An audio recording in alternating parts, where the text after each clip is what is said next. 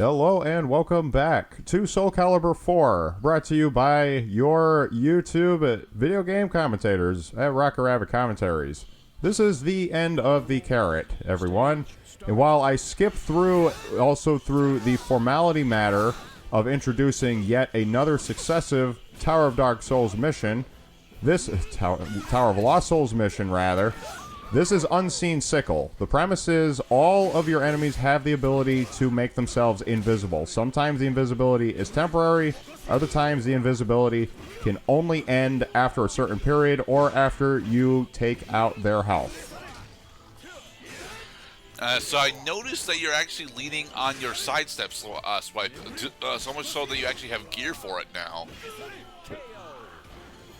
So the sidestep swipe allows you to overcome the problem that these guys are constantly trying to rotate around you. And that's part of the invisibility aspect, is that unless you're paying very close attention to the subtle motions of the camera, you probably would not correctly guess on time that they're moving out of the way in order to evade, like, a vertical type of attack. As long as you're hitting the horizontal, you're probably going to hit them. As long as you keep trying to grab them, you're probably going to hit them. That's why the hint on this mission is apprehend your foe. You're still not actually comfortable performing meaties though. So, oh well. You got a treasure chest though. Yeah, we got a treasure chest, and we're about to find out the reason why.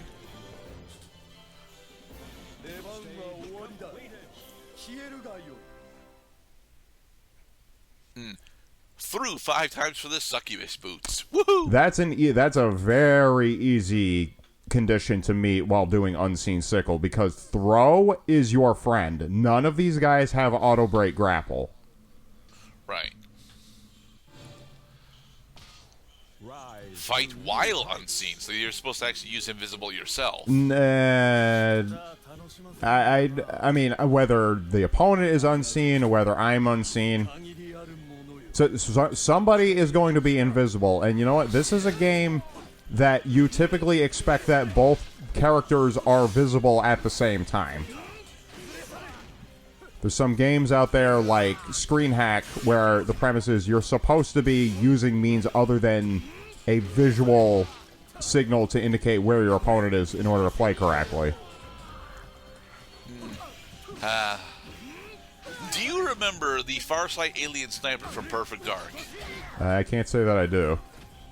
Damn. I should consider doing some free play for a showcase of Perfect Dark. Because I really do like Perfect Dark, damn it. It is such a fun N64 game. It is. Despite the fact that its controls are ass. Classic. So, you can observe a couple things. That I did switch my costume with Zasalamel because this costume is the one that actually took me all the way to the end. Zasalamel's ability is step speed up. So, as soon as the dude gets up, run right up into his face and just grab him. You do this over and over and over again, and you'll have a way easier time doing Unseen Sickle. Okay. Your purpose has ended. You may die now. Knights of the Round Table. We have to go up against Zaslamel with the invisible steroids. Okay, so I guess I didn't put Step Seep up on this one. Yeah, this has got Start Dash and Train on it. HP Drain is going to be one of your most frequently utilized skills because you're not usually going up against just one opponent. It's a whole fucking like train of these guys all in a row, and you have to survive to the end. And also, let me say that I'm really tired of this toy top kind of like spinning tower type arena, because they use this as the final stage of these fucking Tower of Lost Souls too often. I'm noticing that your throw only actually gets you back approximately 1% of your health. Even less than that, like half of 1% of your health. It's because I'm using the worst kind of HP drain. It's HP drain type C. If I was using HP Drain Type A, then I would be getting twice as much health back on every single attack. Which would be a full 1% instead of half of 1%. But hey, I wouldn't need a health bar. Hell, I wouldn't even have to fret that he just took out one of my 2 dudes just with the fucking ring out. And again, one of the reasons why I hate this map is because it's too goddamn small. This map actually is pretty big. You're just only using a small amount of it.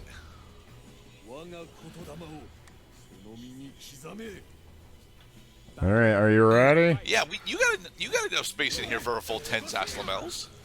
1, 2, 3. Come on, cast invisibility. 4. Ooh, different throw. 5. Tower of Lost Souls will do this to you a lot. Is that all I had to do? I just had to figure out to do this one very specific thing, and the dude goes over like no problem because nothing else works. It's just too bad, you know. The trial and error process can be a really lengthy period, so you can spend a lot of time just figuring out what is the enemy's weakness. Sure, you get it. Well, you still have to spend the time doing it.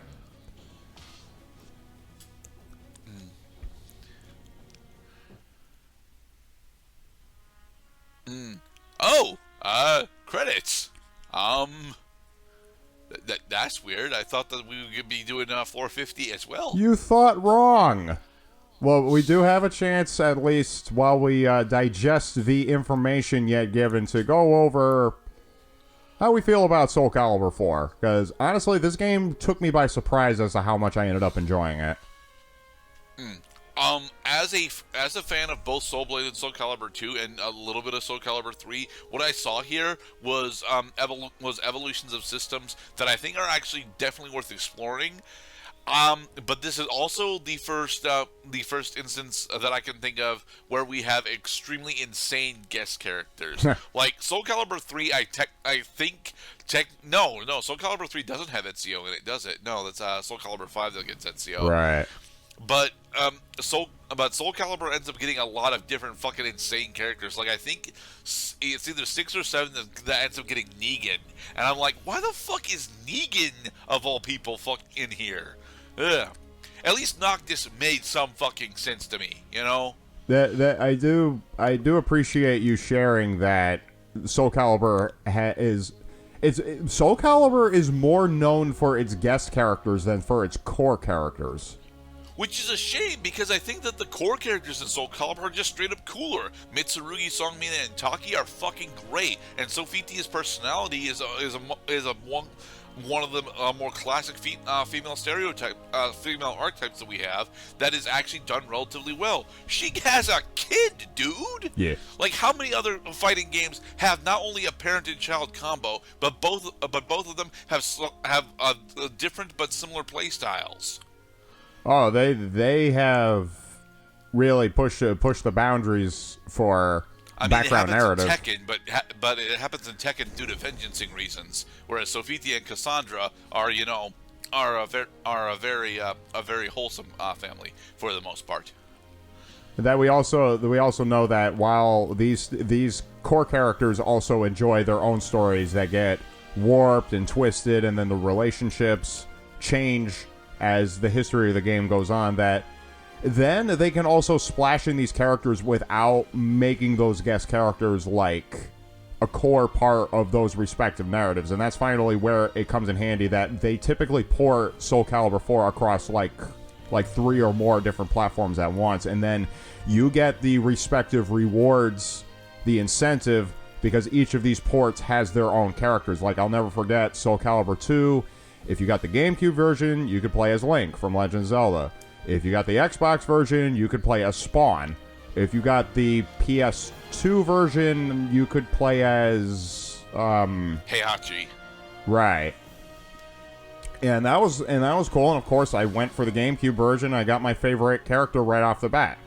It's a really clever way of getting people outside the target market to buy the game. I suppose so, but at the same point, I do wish that I kind of wish that we actually got to see what the actual story in Soul Calibur 4 is, because we don't really explore Algol in this playthrough, and I'm like, is he Is he, the humanoid representation of Inferno? Is he actually just a proxy for Gil?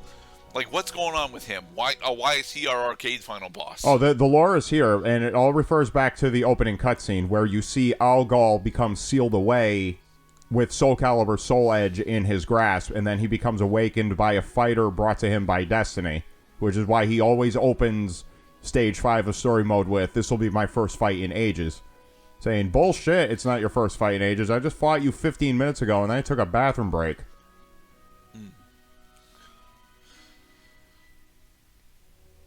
George Nakata. Oh, yeah, that's right. They had to have a Japanese voice actor for Yoda. And honestly, this game still looks really good, too, to be perfectly honest. I think it's a tad slow in comparison to a bunch of the other fighters that are here, which is really weird because, it's significantly faster than Soul Blade, but I think it's actually a tad slower than Soul Calibur 2 was, to be perfectly honest. Yeah, it does feel like the game gives you a little more time to really flesh out each flourish, each sword swing, while also not compromising your ability to, like, recover during a game. It's a very comfortable fighting game experience. I like that nobody really dies in Soul Calibur. They just get knocked out, versus Mortal Kombat's idea of just granting immortality to everybody so you can just kill them over and over again. Well, newer NetherRealm Mortal Kombat actually does have permadeath in it. It's just that we don't really get to see that on screen all that much. I think Devora still has one of the only legitimate on screen kills. I think it's Devora and Scorpion that have got the two, and they both happen in Mortal Kombat 10. So yeah, like, are they gonna resurrect him? Are they gonna resurrect him? No, Quan Chi does stay dead, and then the timeline happens. So, these credits for Soul Calibur 4 play when you finish story mode. Each time you finish story mode, that is. And now we're going to jump to the final recorded segment of Soul Calibur 4 by Rocker Rabbit Commentaries. There are Solitary Princess. There are Tower of Lost Souls mission after this one. This is the straw that broke the camel's back, unfortunately. You see, we call the final episode of a playthrough at Rock Rabbit Commentaries the end of the carrot. It's not the end. We don't call it the end of the game. We don't call it the part where the credits happens. We eat these games like carrots. And once the carrot has been eaten, then the only thing that's left is the little green stem at. And that's why we call it the end of the carrot. So we're not ending this game because the game is over. We're ending this game because, as commentators on YouTube, who've been doing this for a long time, by the way, we have to decide when is the game over for us. Because that ultimately is the lifespan of the game. It's not, is there more content to do? Because not everybody likes 100% in games. It's, when is the player satisfied? When is the player content to turn the game off? When does the player feel like they've done literally everything they could to make everything possible that they wanted to have happen? And that's exactly what we decide here in this, what is now the actual recorded segment of me playing as Yoda, a Soul Calibur 4 Xbox 360 exclusive character, to once and for all take on Solitary Princess, a gauntlet of 3 floors. Each floor has at least 3 fighters on it, 4 fighters on the last floor, including the boss. You have no backup, and all these guys are really quick, really agile, good at dodging, and if you get touched by these guys and start taking damage, you are in to get combo whacked. Hence why you're leaning on Yoda. That way you don't have to dodge horizontal strikes that much. Yoda is a freaking cheat code in this game, man. Because the thing is that they don't set up scripting that takes into account that Yoda cannot be hit by certain attacks. So if you watch closely, these guys are going to miss a lot. Yeah. So one important lesson when fighting against the AI in Soul Calibur, and even against human players too, is reciprocity. You typically guard more often when you see your opponent guarding. You typically grab when you see your opponent grabbing. So there's a lot of back and forth imitation that happens so quickly you don't even think about it. So the computer likes copying me, right? But I'm trying to grab my opponent as Yoda because I had to look up a goddamn guide video to make a guide video, which also, by the way, is definitely there's definitely grounds to end a playthrough if you're doing a Let's Play for YouTube. If you're at the point where you have to look up other people's guide videos, like we might as well post a link at this point. The point is, if I try grabbing with Yoda, the guy gets grabbed, they take damage, and they go down. If they try grabbing in return, they miss because Yoda's too short.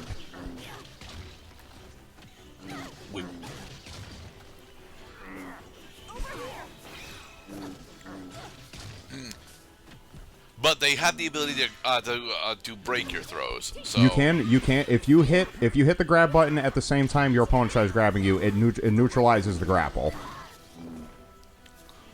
Typically the player who fails to grab is the one who stands to get hit next. Yes, because what's grab recovery in this game, like 25? Grab recovery? Yeah. Well, what? Like if you miss a grab, how long are you locked? How long are you locked into it? I think it's 25. What, 25 frames? Yeah. Man, I don't count frames. I mean, believe me, that's if you really want to, you know, be a fucking champion at fighting games, yeah, you got to learn frame timings because stands to reason if an attack takes 12 frames to execute and then another attack takes 10 frames to execute, you want to do the shorter one. So what does the appeal skill do, Mr. Cloud?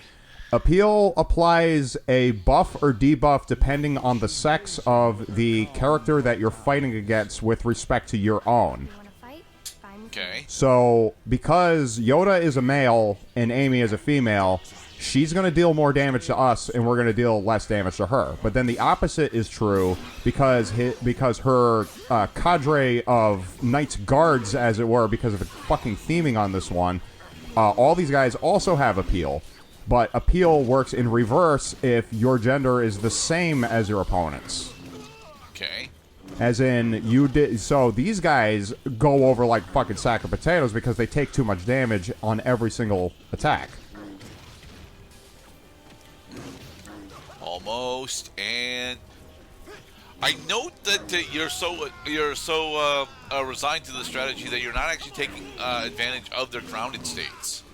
Getting ground attacks with Yoda is a little awkward, honestly. Like for example, if you try hitting down and vertical, then he does like a jump attack first, and then if you try doing a successive down and vertical, then he'll try actually attacking at the ground. But you also got to think of the routines with these guys.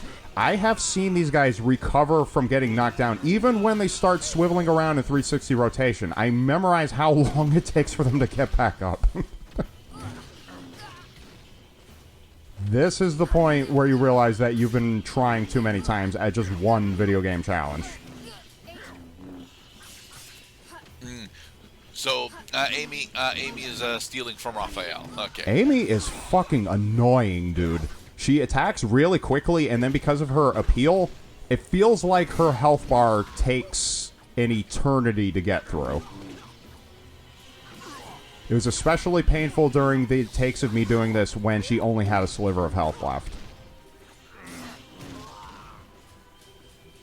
So, Yoda does still have a sweep, right? He does have a sweep. It's a little hard to access, and the timing is a little weird. Of course, you want your opponent to be on the edge of the arena, and there are a lot of edges in this map. Fuck this map again, by the way. So I got used to using horizontal and then followed by a sweep attack in order to successfully get ring outs. You can't ring out Amy though because she has nullify ring out S. You have to defeat her in bounds. But you have to not get knocked out yourself. Yep.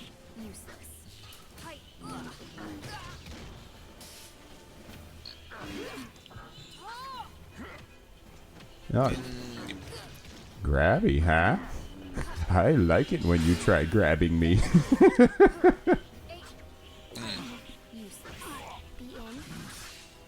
And one more. There. Oh, nope, she broke. Yeah, like, you know what I mean? Venom Fang.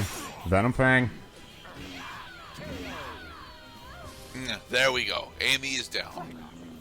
But you lost both of your pieces of equipment, so. Yeah. We did not try, Yoda. We did.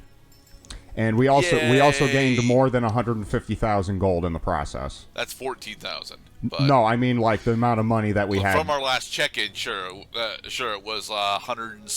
No, it was 190, wasn't it? Yeah, it was 190,000 gold. But honestly, that's more of a reward than the 14.5 that we just got. That's how much gold you got for beating Solitary Princess. It's the amount of gold that you grinded up during your retries. All right, in the next episode, well, this is the end of the carry for Soul Calibur 4. Be safe, everybody. Yes, thank you for watching, and remember, pick your battles wisely.